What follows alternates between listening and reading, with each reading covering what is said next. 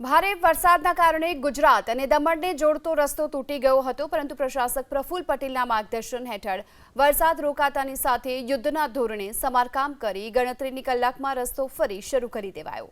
છેલ્લા 2 દિવસમાં અતિ ભારે વરસાદ અને નદીમાં ઘોડાપૂર આવવાના કારણે ગુજરાત અને દમણને જોડતો પાતળિયા બ્રિજ જળમગ્ન થઈ ચૂક્યો હતો। ડામરનું લેયર તૂટી ગયું હતું। વરસાદ રોકાયો। પ્રશાસક પ્રફુલ્લ પટેલના માર્ગદર્શન હેઠળ આ બ્રિજનું સમારકામ તાત્કાલિક ધોરણે શરૂ કરી દેવાયું। લેટેસ્ટ ઇક્વિપમેન્ટ્સ અને આધુનિક સાધનોની મદદથી આ બ્રિજને ઝડપથી લોકો માટે પુનઃ કાર્યરત કરવા માટેની કામગીરી હાથ ધરાઈ। आवश्यक सेवाओं और माળખાકીય सुविधाओं प्रत्येनी गंभीरता दर्शावी प्रशासके कुदरती आफत सामे त्वरित कामगीरीનું आ उत्तम उदाहरण आप्યું છે। प्रशासनની આ गंभीरता અને ઝડપી કામગીરીના કારણે દમણને આફતમાંથી ત્વરિત બહાર લાવવાના પ્રયાસોને ભારે સરાહના મળી। તો સંઘ પ્રદેશ દમણમાં થોડા દિવસ પહેલા વરસેલા ધોધમાર વરસાદ અને દમણગંગા કોલક નદીમાં આવેલા પૂરે ભારે તારાજી સર્જી હતી। પૂરની સ્થિતિની વચ્ચે લોકોને સુરક્ષિત બહાર કાઢવા માટે ફાયર બ્રિગેડના જવાનો, પોલીસ અને પ્રશાસનના અધિકારીઓની ટીમ મેદાને ઉતરી। જે વિસ્તારમાં જવું અત્યંત જોખમી હતું ત્યાં દમણના કલેક્ટર સૌરભ મિશ્રાએ પોતે કમાન સંભાળી। તેઓ સ્વયં હોડીમાં બેસીને જીવના જોખમે પૂરના પાણીમાં ઉતર્યા। જુદા જુદા વિસ્તારોમાંથી આશરે 60 થી 70 લોકોને સુરક્ષિત બહાર લાવ્યા। આ કામગીરી માત્ર ફોટો કે રીલ બનાવવા માટે નહોતી, પરંતુ કલેક્ટરે જોખમ લઈ એવા વિસ્તારોમાંથી લોકોને સુરક્ષિત રીતે બહાર કાઢ્યા જ્યાં સામાન્ય રીતે જતા લોકો ખચકાતા હોય છે। કલેક્ટરના આ સાહસ અને પ્રતિબદ્ધતાના કારણે તેમની સાથે કામ કરી રહેલી આખી ટીમનું મનોબળ અત્યંત મજબૂત બન્યું હતું। સંઘ પ્રદેશ દમણમાં તારાજી બાદ જે લોકોને બચાવવા માટેની કામગીરી શરૂ કરવામાં આવી હતી, દમણના કલેક્ટર ખુદ આ રેસ્ક્યુ ઓપરેશનમાં જોડાયા હતા। ગ્રાઉન્ડ ઝીરો પર ઉતર્યા હતા। બોટમાં બેસી અને જ્યાં લોકો ફસાયા હતા તમામને સુરક્ષિત રીતે બહાર કાઢવામાં આવ્યા।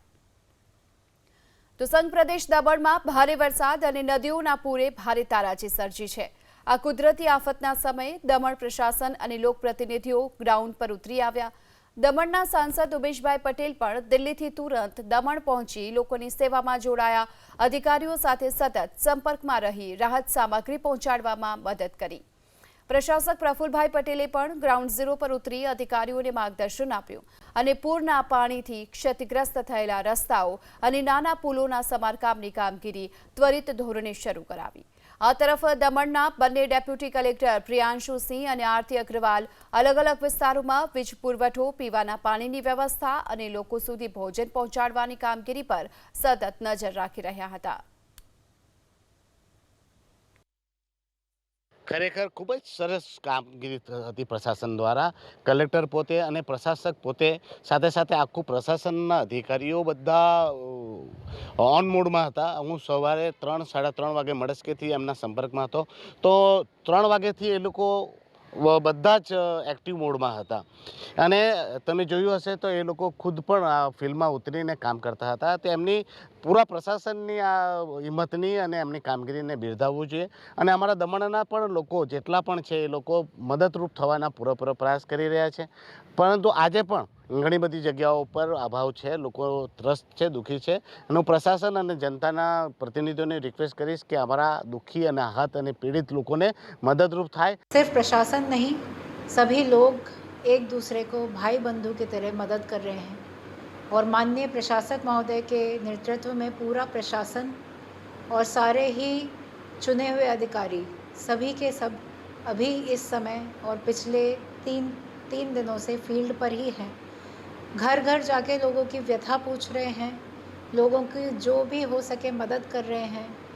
रोड्स रिपेयर हो रही है, सफाई हो रही है, लोगों तक राशन पहुंचाया जा रहा है। जो खाना नहीं बना पा रहे हैं उनको बना बनाया खाना दिया जा रहा है।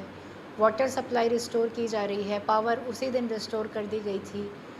ऐसे बहुत सारे काम चल रहे हैं और दमन जल्दी ही अपने पैरों पे वापस खड़ा होगा और ये हमें उम्मीद है कि सारे ही लोगों के सहयोग से हम जल्दी ही फिर से वही पुराना दमन खड़ा करके मानेंगे।